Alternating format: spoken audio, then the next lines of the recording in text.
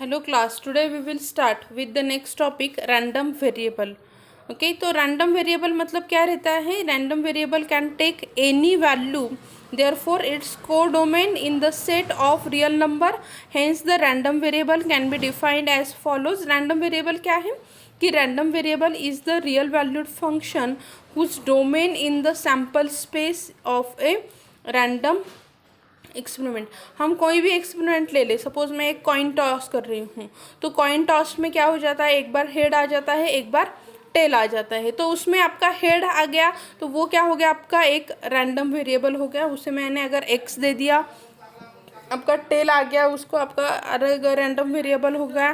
Okay, तो ये जो हम लेते हैं ना रियल वैल्यूड, तो उसे क्या कहते हैं हम, रैंडम वेरिएबल कहा जाता है।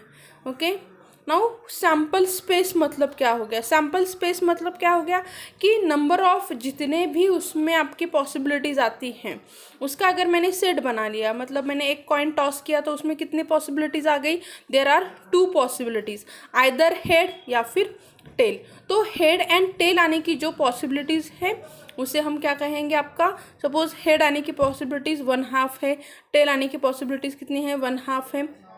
यानी कि मैंने हेड और टेल ऐसे 2 पॉसिबिलिटीज़ लिख ली, तो ये क्या हो गया, हेड एंड टेल का मेरा सैम्पल स्पेस हो गया। ओके, हेड एंड टेल का मेरा क्या हो गया, आपका सैम्पल स्पेस हो गया।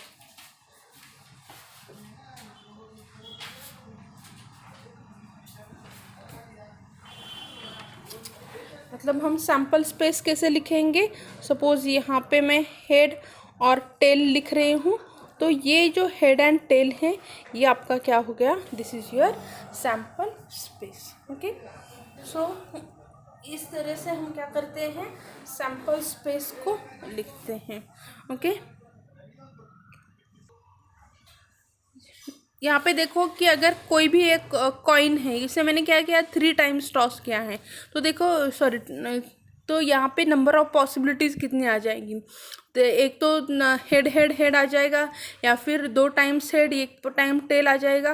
कितनी नंबर ऑफ पॉसिबिलिटीज़ आएगी? जो सभी पॉसिबिलिटीज़ है उसका एक हम सेट बनाएंगे, this is your sample space. If x denotes the number of tails obtained, then x is an random variable, and for each outcome of the sample space S, its value is given below। उसकी values यहाँ पे देखो दी रहेगी। मतलब पूरे तीनों की तीनों हेड आने की पॉसिबिलिटीज़ कितनी है? 0 पॉसिबिलिटीज़ है। 2 हेड 1 टेल आने की पॉसिबिलिटीज़ कितनी है? 1 है। या फिर 2 टाइम टेल 1 हेड आने की पॉसिबिलिटीज़ कितनी है? 2 है। 2 टाइम टेल और 1 बार हेड आने की पॉसिबिलिटीज़ कितनी है? यहाँ पे 2 है। ऐसे हर एक की पॉसिबिलिटीज़ क्या करो, लिख लो। यहाँ पे देखो हेड हेड टेल आने की कितने टाइम पॉसिबिलिटीज़ आई है? 1 टाइम।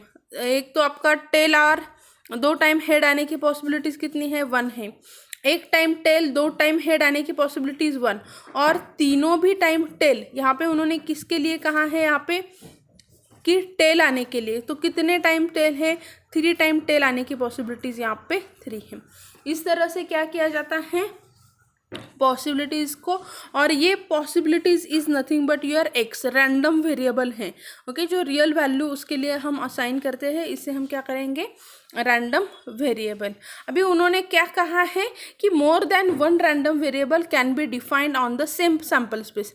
इसमें मैंने टेल आने की पॉसिबिलिटीज़ कही, यहाँ पे मैंने क्या किया है कि number of tail for example y is nothing but the number of tail minus number of head. Tail minus head करूँगी, मेरे पास यहाँ पे कितने हेड हैं? टेल है 0 है, नंबर ऑफ हेड कितने? 3 है, तो कितने आ गए? -3।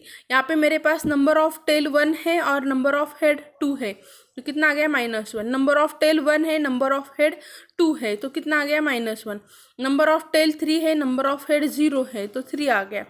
नंबर ऑफ टेल 1 है, नंबर ऑफ हेड 2 है, तो कितना आ गया यहाँ पे? -1।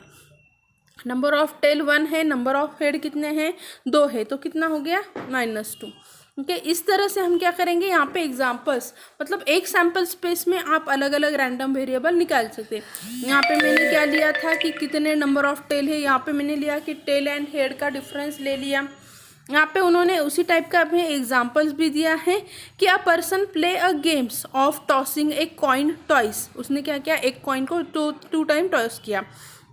For each head he given ₹3 by the organizer of the game and for each tail, उसको हेड आने पर क्या मिलते थे, ₹3, और टेल आने पर उसको कितने मिलते थे, ₹2।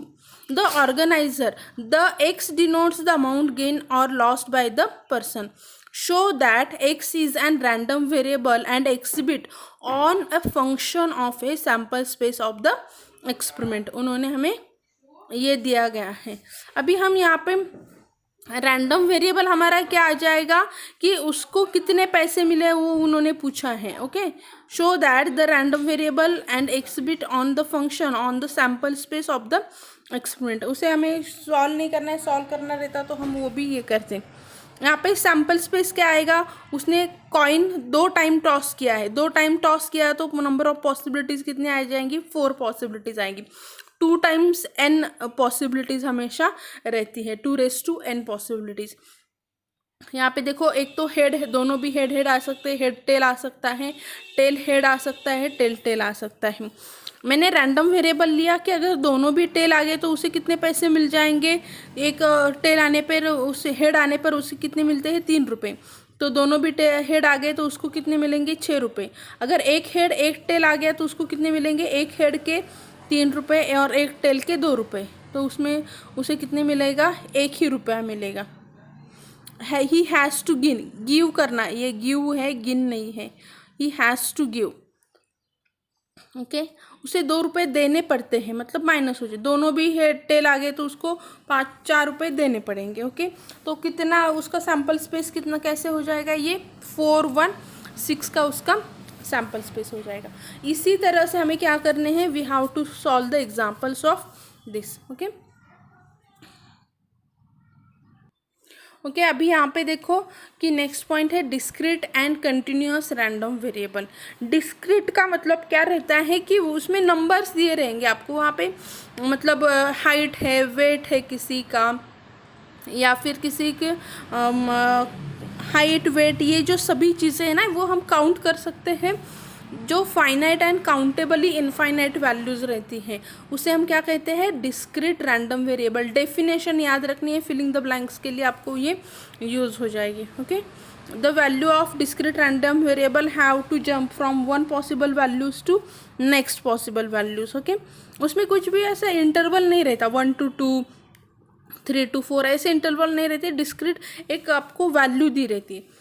बट कंटिन्यूस रैंडम वेरिएबल में क्या रहता है, पॉइंट में आंसर आते हैं, मतलब सॉरी मैंने हाइट नहीं आएगी, वेट भी नहीं आएगा। यहाँ पे हम कैसे कह सकते हैं कि नंबर ऑफ एक्सीडेंट है, number of head and tail है, या फिर कॉइन को डाइस को टेस्ट ये किया तो उसको कितनी नंबर ऑफ पॉसिबिलिटीज़, ये हाइट एंड वेट किस में आ जाएंगे, कंटिन्यूस में।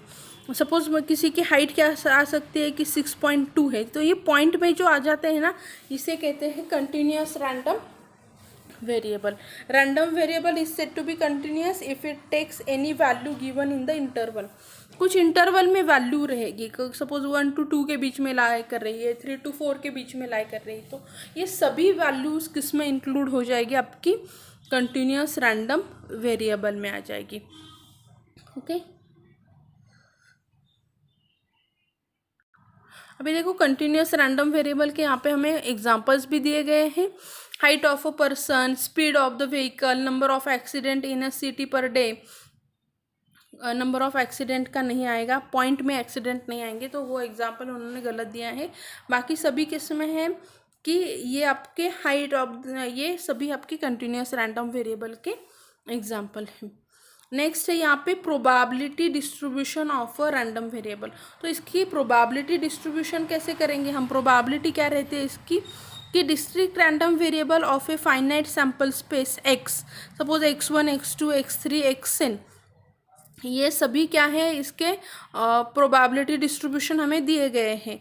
इसकी प्रोबेबिलिटी, एक्स की प्रोबेबिलिटी ऐसे लिखा जाता है। देखो प्रोबेबिलिटी को probability at x1, probability at x is equal to x2, इस तरह से उसे लिखा जाता है। एंड देन द फंक्शन, ये जो फंक्शन रहता है ना p of x is equal to x, it is called as the probability distribution या फिर प्रोबेबिलिटी मास फंक्शन PMF। आपको एग्जाम में भी क्या कहते हैं, PMF करके ही देते हैं, आपको ये याद रखना है। What is the probability mass function? Probability mass function is PMF। और उसकी वैल्यू देखो, हमेशा probability lies in between 0 to 1 रहती है। प्रोबेबिलिटी हमेशा 0 to 1 ही रहेगी, प्रोबेबिलिटी कभी भी 0 to 1 से एक्सीड नहीं करेगी। और दूसरी बात ये है कि सभी प्रोबेबिलिटीज़ का, सपोज आपको हेड एंड टेल है, हेड एंड टेल दोनों की एडिशन करेंगे ना, दोनों की प्रोबेबिलिटी की प्रोबेबिलिटी यहाँ पे मैं लिखती हूँ कि अगर मुझे यहाँ पे सैम्पल स्पेस है हेड एंड टेल, तो हेड आने की प्रोबेबिलिटी कितनी रहेगी? 1/2 रहेगी। प्रोबेबिलिटी ऑफ टेल कितनी रहेगी? 1/2 रहेगी। तो दोनों की एडिशन हमेशा कितनी रहेगी? 1, जो यहाँ पे दिया गया है कि summation of this probability is always 1। Okay, तो हमेशा याद रखना है कि PMF मतलब क्या रहता है? Probability mass function. और उसके कंडीशंस क्या है? उसे प्रोबेबिलिटी मास फंक्शन कब कहेंगे? जब वो आपके 0 to 1 में लाई करती है एंड सभी प्रोबेबिलिटी की एडिशन क्या रहेगी? 1 रहेगी तब। ओके, बाकी के एग्जाम्पल वगैरह हम नेक्स्ट लेक्चर में देखेंगे। Okay, thank you.